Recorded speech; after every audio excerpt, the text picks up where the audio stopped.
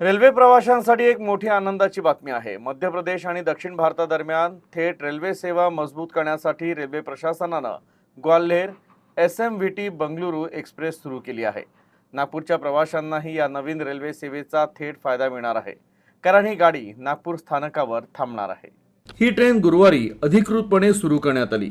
ही train 29 जून पासून बंगळुरूहून तर 4 जुलैपासून ग्वाल्हेरहून नियमितपणे धावेल।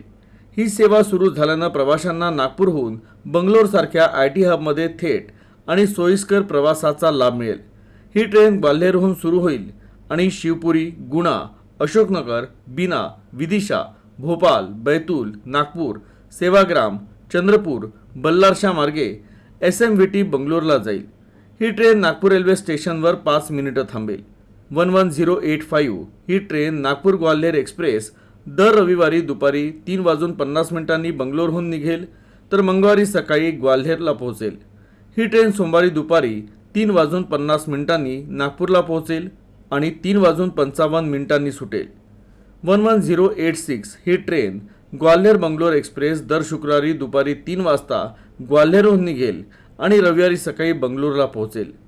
ही ट्रेन शनिवारी सकाळी 5:50 नागपूरला पोहोचेल, तर 5:55 निघेल।